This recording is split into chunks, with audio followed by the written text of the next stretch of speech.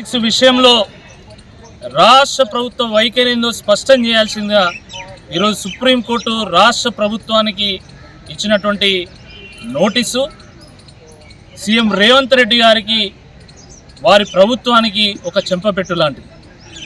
ఎందుకంటే ఆ రోజు అసెంబ్లీ ఎన్నికల సందర్భంగా ఎట్టి పరిస్థితుల్లో కాంగ్రెస్ ప్రభుత్వం వస్తే జియో 46 రద్దు చేస్తామని ఆ రోజు మాట ఇవ్వడం జరిగింది. జియో 46 రద్దు చేస్తే మా బతుకులు బాగుపడతాయి, మా జీవితాల్లో వెలుగులు నిండుతాయని చెప్పి ఆ రోజు వేలాది మంది నిరుద్యోగ యువత ప్రతి గ్రామానికి, ప్రతి గూడానికి, ప్రతి తండాకు వెళ్ళి ప్రతి గడప దొక్కి మరి కాంగ్రెస్ పార్టీకి ఓట్లు వేయండి, కాంగ్రెస్ ప్రభుత్వం వస్తే మాకు ఉద్యోగాలు వస్తాయని చెప్పేసి వారు బతిమాలుకొని ఓట్లు వేస్తే కాంగ్రెస్ ప్రభుత్వం రావడం జరిగింది. కానీ అన్నం పెట్టినోనికి సున్నం పెట్టే విధంగా ప్రభుత్వం వచ్చిన తర్వాత కాంగ్రెస్ ప్రభుత్వము జియో 46 విషయంలో చేతులెత్తేయడం జరిగింది. కేవలం చేతులెత్తేయడమే కాదు, కుట్రపూరితంగా హైకోర్టుకు తప్పుడు సమాచారం ఇచ్చి హైకోర్టులో జియో 46 బాధితులకు వ్యతిరేకంగా తీర్పు వచ్చేలా కూడా చేయడం జరిగింది. ఆ రోజు హైకోర్టులో జియో 46 బాధితులకు వ్యతిరేకంగా తీర్పు వచ్చినటువంటి సందర్భంలో వందలాది మంది నిరుద్యోగ యువత కన్నీళ్లు పెడితే మీ కన్నీళ్లను మేము తుడుస్తాం, దానికోసం సుప్రీంకోర్టు మెట్లైనా ఎక్కుతాం, సుప్రీంకోర్టు తలుపులు తడతామని చెప్పి ఆ రోజు కేటీఆర్ గారు మాట ఇవ్వడం జరిగింది. ఇచ్చిన మాట ప్రకారంగా ఈరోజు బీఆర్ఎస్ పార్టీ జియో 46 బాధితుల పక్షాన సుప్రీంకోర్టు తలుపులు తట్టడం జరిగింది. ఆ సందర్భంగా జడ్జి గారు రాష్ట్ర ప్రభుత్వాన్ని మొట్టికాయలేస్తూ నోటీస్ ఇవ్వడం జరిగింది. ఇప్పుడు రాష్ట్ర ప్రభుత్వం వైఖరి ఏందో స్పష్టం చేయాలి. ఇచ్చిన మాట మీద నిలబడతారా లేదా మాట తప్పుతారా కాంగ్రెస్ పార్టీ తేల్చుకోవాల్సిందే. ఈ సందర్భంగా మేము డిమాండ్ చేస్తూ ఉన్నాం. ఎప్పుడు కూడా తల్లి తన పిల్లల మీద పగబట్టదు. మరి తల్లి పాత్రలో ఉన్నటువంటి రాష్ట్ర ప్రభుత్వం జియో 46 బాధితుల మీద పగబట్టకుండా వాళ్ళకు ఉద్యోగాలు వచ్చే విధంగా సుప్రీంకోర్టులో తమ వాదనలు వినిపించాల్సిందే. ఈ సందర్భంగా మేము విజ్ఞప్తి చేస్తున్నాం. తల్లి పాత్ర నిర్వహిస్తారా లేదా శకున్ పాత్ర నిర్వహిస్తారో ఒక్కసారి తేల్చుకోవాల్సిందే. ఈ సందర్భంగా మళ్ళొక్కసారి మేము డిమాండ్ చేస్తున్నాం.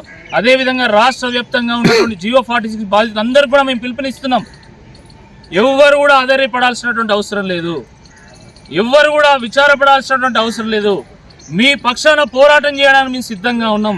తప్పకుండా ఏనాటికైనా న్యాయమే గెలుస్తుంది, ధర్మమే గెలుస్తుంది. తప్పకుండా సుప్రీంకోర్టులో మనకు అనుకూలంగా తీర్పు వస్తుంది అని చెప్పి మేము ఈ సందర్భంగా గుర్తు చేస్తున్నాము. తప్పకుండా చివరి వరకు బీఆర్ఎస్ పార్టీ మీ పక్షాన నిలబడుతుంది, పోరాటం చేస్తుంది. సుప్రీంకోర్టులో తప్పకుండా మనకు అనుకూలమైనటువంటి తీర్పు వచ్చే విధంగా చేస్తుందని చెప్పి ఈ సందర్భంగా మళ్ళొకసారి గుర్తు చేస్తాం. ధన్యవాదాలు. మీడియా మిత్రులు అన్న వారికి నా కృతజ్ఞతలు. అయితే దయచేసి రాష్ట్ర ప్రభుత్వం, తెలంగాణ రాష్ట్ర ప్రభుత్వానికి గౌరవ ముఖ్యమంత్రి రేవంత్ రెడ్డి సార్ గారికి మేము ఒకటి విన్నవించుకుంటున్నాం.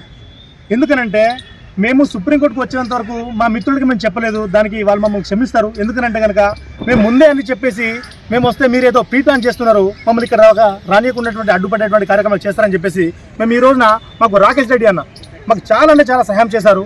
సరే, జియో నెంబర్ 46 అనేది అంశము బీఆర్ఎస్ పార్టీ తేవచ్చు కాక, కానీ మీరు ఆ యొక్క జీవోను సవరించి ఎవరైతే దీనివల్ల అన్యాయం జరిగిందో మెరిట్ స్టూడెంట్స్కి, గ్రామీణ ప్రాంత విద్యార్థులకి, వాళ్ళందరికీ మేము న్యాయం చేస్తాము, వాళ్ళ జాబులు వాళ్ళకి ఇస్తామని చెప్పేసి మీరు మాకు హామీ ఇచ్చారు ఎలక్షన్ యొక్క సమయంలో. కాబట్టి మీకోసం మేము ఒక సైనికుల్లా పనిచేస్తాము.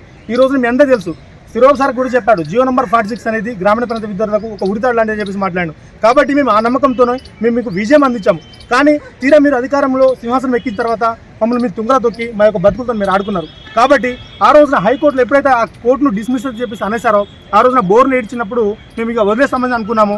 అందరికీ ఎటులాంటి చదువుకోండి మిత్రులారా, మనకు అన్యాయం చేశారని చెప్పేసి ఆ రోజు ఏడ్చినప్పుడు మాకు రాకేష్ రెడ్డి దగ్గర ఉండి మీరేం బాధపడకండి, ఖచ్చితంగా హైకోర్టులో మనకి ఇలా జరిగింది కదా, మీరేం నిరుత్సాహపడకండి, మనకు అత్యున్నత న్యాయస్థానం మనకు సుప్రీంకోర్టు ఉంది, అక్కడ తీసుకెళ్లే బాధ్యత మాది అని చెప్పేసి మాకు ఆ రోజు మాకు భరోసా ఇచ్చాడు అన్న. కాబట్టి మా మిత్రులందరూ కూడా గమనించాలి. మిత్రులారా, ఏం కాదు, మీ యొక్క స్టడీని మీరు ఆపేయొద్దు. ఇంకా మనకి ఏదో ఉంది, ఇంకా ఏదో ఉంది చెప్పేసి మీకు ఆశలు పెడితే మీరు స్టడీని పక్కన పెట్టేసి మీరు మా ఏదో ఒక పని అంతా అయితే కాదని చెప్పేసి మీరు అంతా పక్కన పెట్టేసి మీరు వట్టిగా ఉంటే మీ యొక్క సమయం వృధా అవుతుందని చెప్పి ఉద్దేశంతోనే మేము ఇక్కడ ఉన్నటువంటి ఇద్దరు ముగ్గురం మేము దీన్ని ఫాలో చేద్దామని చెప్పేసి మేము ముందే అనుకున్నాం. కాబట్టి మనకి ఎలా అయితే కాంగ్రెస్ నాయకులు మనకు మాటేసి కాటేశారో ఆ విధంగా మనం కూడా ఈ యొక్క ప్రయత్నం చేయాలి. ఇందులో భాగంగా నేను ఇప్పుడు ముఖ్యమంత్రి గారిని కోరుకుంటున్నాను, దయచేసి మీకు నిజంగా మాకు న్యాయం చేయాలని చెప్పేసి కనుక ఉంటే ఖచ్చితంగా ఇప్పుడు మనకి ఒక నోటీస్ అయితే జారీ చేసింది. ఎందుకంటే మనకి జనవరి 20వ తారీఖున ఇక్కడికి అప్రోచ్ అయ్యి మీరు కేసుని మీరు కూడా వాదించాలి. కాబట్టి దయచేసి మా మీద ఎలాంటి పగలు ప్రతీకారాలు పెట్టుకోకుండా మాకు న్యాయం చేసే విధంగా ఆలోచన చేయండి. ఎందుకంటే మేము మరీ ఒక లక్షలలో ఏం లేము, మేము దగ్గర ఒక 2,000 మెరిట్ స్టూడెంట్స్ ఉన్నాం. కాబట్టి దయచేసి మాకు జాబులు ఇచ్చే ప్రయత్నం చేయండి. మాకు ఇక్కడ మా వైపు న్యాయం ఉంది కాబట్టి ఈరోజు మా కేసు ఇక్కడ యాక్సెప్ట్ అయింది, ఇక్కడ కేసు ఇన్నైంది. కాబట్టి దయచేసి ఒకసారి ఆలోచన చేయండి. మానవత దుఃఖంతో మేము ఏదైతే మీకోసం పనిచేసామో మేమేమైతే అసలు ఇంతవరకు ఇక్కడ రావాల్సిన అవసరం లేదు. కాకపోతే మా కేసులో బలం ఉంది, మా వైపు న్యాయం ఉంది, మాకు జరిగిన అన్యాయం. కాబట్టి చూడండి, మా మార్కులు చూడండి, మాకు ఎన్ని మార్క్స్ వచ్చాయి, మాకు 125 అబోవ్ వచ్చాయి. 89 మార్క్స్ వాళ్ళకి మీకు జాబ్ ఇచ్చారు, రేపటి రోజున వాళ్ళు పిఎఫ్ నుంచి బయటకు వస్తారు. మరి మేము ఫిట్ కాదు అని చెప్పేసి కూడా ఆలోచన చేయాలి. మా వైపు న్యాయం ఉంది కాబట్టి మాకు ఇక్కడ గౌరవ న్యాయస్థానం మాకు యాక్సెప్ట్ చేసింది. దయచేసి మా పట్ల కొంచెం హృదయంతో మంచి మనసుతో ఆలోచన చేసి మాకు న్యాయం చేయాలి. మీరు మా మీద పగలు ప్రతికారం తీసుకోవద్దు. దయచేసి రాబోయేటువంటి జనవరి 27వ తారీఖున అప్రోచ్ అయ్యి మా హియరింగ్ విన్న తర్వాత మీరు యాక్సెప్ట్ చేస్తే మా భవిష్యత్తు నిలబెట్టిన వారు అవుతారని చెప్పేసి ఎలాంటి కోపతాపాలు పెట్టుకోవద్దు అని చెప్పేసి మీకు నేను మీడియా ముఖంగా వేడుకుంటున్నాను. So thank you so much అన్న. ముందుగా